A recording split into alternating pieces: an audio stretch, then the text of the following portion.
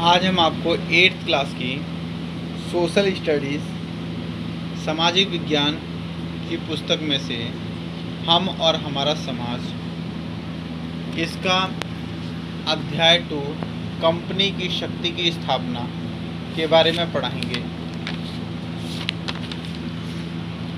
हमें सहायक संधि से पढ़ाना है। सहायक संधि, इसके बारे में हम इस पैराग्राफ में अध्ययन करेंगे। लॉर्ड कॉर्नवालिस के उत्तराधिकारी लॉर्ड वेल्लेस्ली भारत के ब्रिटिश साम्राज्य को ब्रिटिश साम्राज्य में बदलने के उद्देश्य से भारत आया था। इस लक्ष्य को प्राप्त करने के लिए उसने सहायक संधि की नीति अपनाई। इस संधि के सिद्धांत सरल थे। इस संधि में क्या क्या कहा गया था? पहला है, जिन भारतीय शासकों को इस संधि को स्वीकार करने के लिए आमंत्रित किया जाता था, उनसे यह अपेक्षा की जाती थी कि वह अंग्रेजों की अनुमति के बिना किसी भी अन्य शक्ति से ना तो लड़ेंगे और ना ही किसी प्रकार का संपर्क रखेंगे। जिन राजाओं को बुलाया जाता था, आमंत्रित किया जाता था, उनसे अंग्रेज बिल्कुल इस प्रकार का व्यवहार करते थे कि वह ना तो अंग्रेजों की अनुमति के बिना किसी अन्य शक्ति के साथ, चाहे वो राजा हो या फिर जो है और कोई शक्ति हो, उसके साथ ना तो लड़ेगा और ना ही वह किसी तरह से व्यापारिक संपर्क करेगा या किसी भी तरह का कोई संपर्क नहीं करेगा।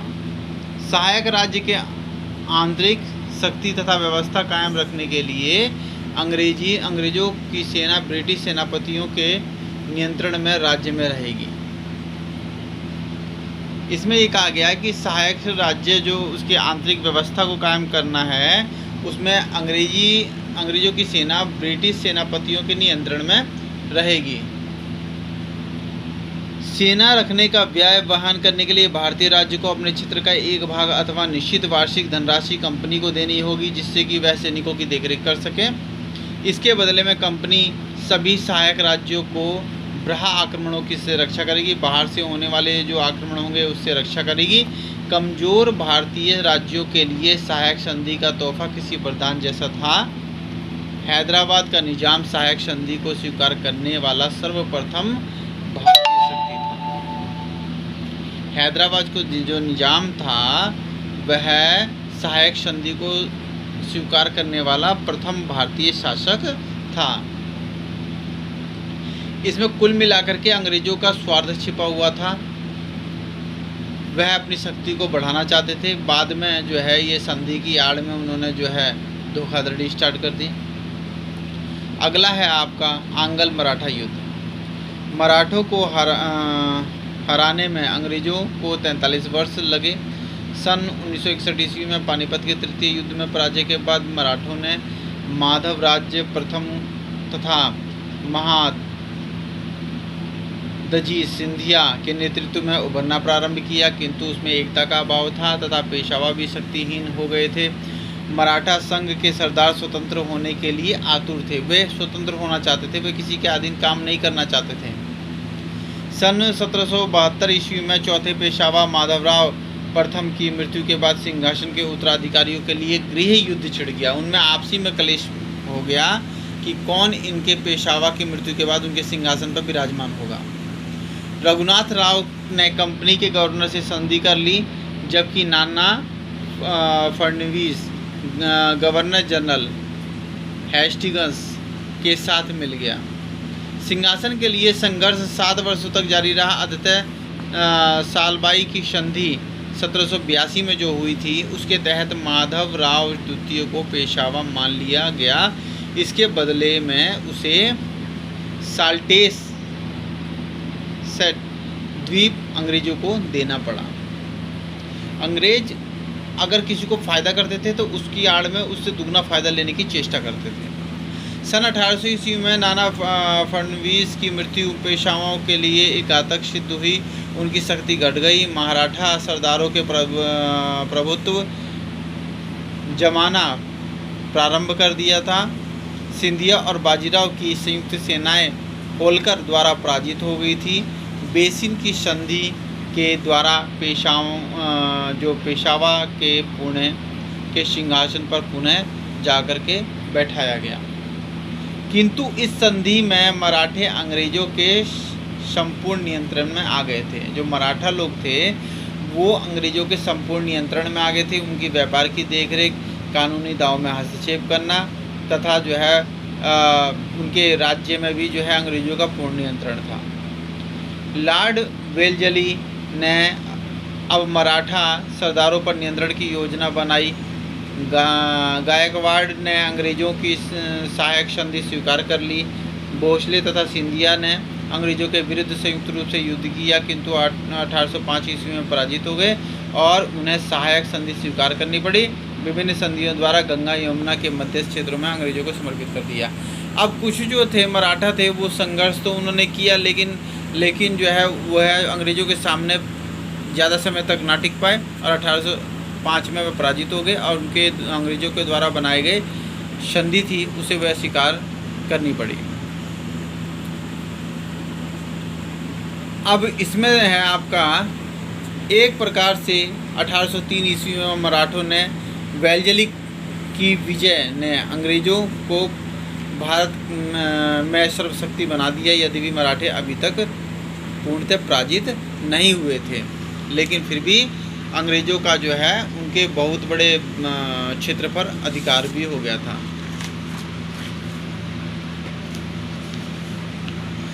तृतीय आंग्ल मराठा युद्ध 1817 से 18 ईस्वी तक हुआ था। का प्रमुख कारण पेशवा बाजीराव द्वितीय ने अपनी गौण स्थिति से असंतुष्ट होना था।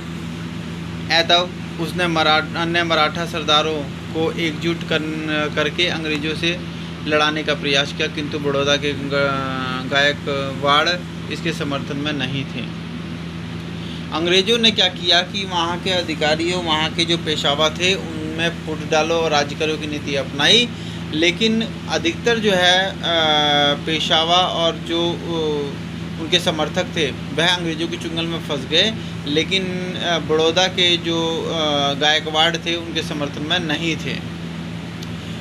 उसने पेशवा से एक नई संधि करने का प्रस्ताव रखा। इसी प्रकार गायकवाड़, भोसले और सिंधिया को अंग्रेज़ों के साथ नई संधि करनी पड़ी। पेशवा को यह व्यवहार पसंद नहीं आया, अतः उसने अंग्रेज़ों पर आक्रमण कर दिया। नागपुर में अप्पा साहब और इंदौर में मल्हार राव द्वितीय ने भी अंग्रेज़ों को पसंद नहीं किया, अतः उन्होंने अंग्रेज़ों पर आक्रमण कर दिया। नागपुर में अप्पा साहब और इंदौर में मल्हार राव द्वितीय ने अंग्रेज़ों के विरुद्ध खड़े हो गए, किंतु अंग्रेज़ों ने इन्हें जो है वो पराजित कर दिया और 1818 में तृतीय आंग्ल युद्ध समाप्त हो गया। इसमें कुल मिलाकर के जो है मराठों को जो है वह काफ़ी नुकसान हुआ। इस युद्ध के परिणाम में मराठों के लिए घातक सिद्ध हुए। पेशवा का पद समाप्त कर दिया गया। उसके समस्त क्षेत्र पर अंग्रेज़ों का अधिकार हो गया। सतारा के सिंहासन पर छत्रपति शिवाजी के एक वंशज को बैठाया गया। इस प्रकार अप्पा साहब ने अपदस्थ करके नर्मदा नदी के उत्तर में स्थित करके सभी क्षेत्रों पर अधिकार कर लिया गया। नागपुर के सिंहासन पर रघुजी भोसले द्वितीय के पुत्र अप्पा साहब के स्थान पर सिंहासनारूढ़ हुआ। मतलब कुल मिलाकर के अंग्रेज़ों ने जो है वो मराठा शक्ति को अपने अधीन लेने की पूर्ण रूप से चेष्टा करी और जो बचे हुए थे उन्हें जो है राजपूत थे उन्हें अंग्रेज़ों की दास्ता को स्वीकार करके उनके अधीन रह करके जो है शासन करने के लिए विवश होना पड़ा। मराठों के पतन के क्या कारण थे? देखो, मराठे जो है बहादुर और मतलब जो है साहसी लोग थे। यद्यपि उनकी सेना भी मजबूत थी, उनका साम्राज्य भी विशाल था, फिर भी वे अंग्रेज़ों के विरुद्ध सफल ना हो सके। इसके अनेक कारण थे। पहले तो उसमें एकता और संगठन का अभाव था। दूसरा था उनके जो सरदार थे वे आपस में ईर्ष्या भी रखते थे, मतलब जलन रखते थे, एक दूसरे से जलन रखते थे। वे सोचते थे कि जो किसी भी जो है पेशवा की जब मृत्यु होती थी या सरदार की मृत्यु होती थी तो कई लोग जो है उसके दावेदार बन जाते थे। आपस में जो है वो मिलजुल के नहीं रहते थे। उन्होंने वित्तीय प्रशासन को परवाह नहीं करी, जबकि उन्हें धन की आवश्यकता होती थी तो वे लूटमार करते थे। वे गोरिल्ला युद्ध की कला में निपुण थे, लेकिन आमने सामने की लड़ाई में अकुशल थे। उन्हें भौगोलिक ज्ञान भी नहीं था, उनमें नैतिक कुशलता का अभाव था। उन्होंने अपनी सेना को प्रशिक्षित करने की परवाह कभी भी नहीं की और सैन्य संगठन, तोपखाना, नौसेना की भी उपेक्षा की। उनके अधिकांश नेता 19वीं शताब्दी के प्रारंभ में ही मर चुके थे। ये सब जो थे वो मराठा के पतन के मुख्य कारण थे। अब इसमें है आंग्ल नेपाल युद्ध। नेपाल के गोरखाओं की शक्ति बढ़ रही थी। वे उत्तरी भारत के मैदान पर अपना नियंत्रण स्थापित करना चाहते थे, जो ब्रिटिश हितों के प्रतिकूल था। इस परिप्रेक्ष्य में आंग्ल नेपाली युद्ध जो 1814 से लेकर के 16 ईस्वी तक चला, अश्वभावी हो गया था। प्रारंभ में तो अंग्रेजों को झटके लगे, किंतु अंत में गोरखा नेता अमर सिंह पराजित हुआ और मार्च 1816 में सगोली की संधि पर हस्ताक्षर करने पड़े, जिसके अंतर्गत गोरखाओं ने गढ़वाल कुमायूं के क्षेत्र को अंग्रेजों को सौंपना पड़ा। इस संधि से ब्रिटिश साम्राज्य का विस्तार उत्तर पश्चिम के पर्वतों तक हो गया। पूर्व में गोरखाओं ने सिक्किम पर भी अपना अधिकार जो है वो त्याग दिया और वह ब्रिटिश हुकूमत के संरक्षण में आ गया। अब संधि पर अधिकार 1843 ईस्वी। सिंध पर अनेक कबीलाई जो सरदार थे। अब सिंध पर अधिकार अंग्रेजों ने जो है 1843 ईस्वी में कर लिया। सिंध पर अनेक जो सरदार थे, अमीरों का शासन था, जो मूलभूत बलूचिस्तान के निवासी थे। सन 1809 ईस्वी में इंग्लिश कंपनी ने अमीरों के साथ एक संधि करी, जिसके अंतर्गत अमीरों ने सिंध में कहीं भी फ्रांसीसी बस्ती ना बनाने की अनुमति ना देना स्वीकार कर लिया, क्योंकि वो फ्रांसीसी बस्तियों को नहीं बनवाना चाहते थे। वह फ्रांसीसी ताकतों को नहीं बढ़ने देना चाहते थे। सन 1832 ईस्वी में एक अन्य संधि इंग्लिश कंपनी तथा हैदराबाद सिंध के अमीर के मध्य हुई। पंजाब के महाराजा रणजीत सिंह सिंध को जीतने के लिए बहुत ही उत्सुक थे, लेकिन ब्रिटिश सरकार ने उन्हें ऐसा करने की अनुमति नहीं दी। जब प्रथम अफगान युद्ध छिड़ा तो महाराजा रणजीत सिंह थे, वे ब्रिटिश सेनाओं को पंजाब से गुजरने की अनुमति नहीं दी। इसमें क्या हुआ था कि जो महाराजा रणजीत सिंह थे वह सिंध को जीतना चाहते थे, लेकिन ब्रिटिश को जो है वो ब्रिटिश सरकार ने ऐसी अनुमति नहीं दी, जिससे कि वो मनमान के रह गए और वह जो है थोड़ा सा अंग्रेज़ों से मतभेद हो गया। तो उन्होंने अफ़गान का युद्ध जब छिड़ा तो महाराजा रणजीत सिंह ने ब्रिटिश सरकार को पंजाब से गुजरने की अनुमति नहीं दी थी। 1832 ईस्वी की सिंध की परवाह किए बिना सिंध होकर के ब्रिटिश सेनाओं को भेजने का निश्चय कर लिया, जिसमें कि दोनों में मतभेद हो गया। अब इसके बाद क्या हुआ, पंजाब पर अधिकार। अब ब्रिटिश शासन ने पंजाब पर अधिकार किस प्रकार से किया। सिंध के बाद पंजाब के विजय का सिलसिला शुरू हो गया। अंग्रेजों के लिए यह विजय अपने साम्राज्य को उत्तर पश्चिम की सीमा पर विस्तृत करना था। वह धीरे धीरे आगे की तरफ बढ़ना चाहते थे।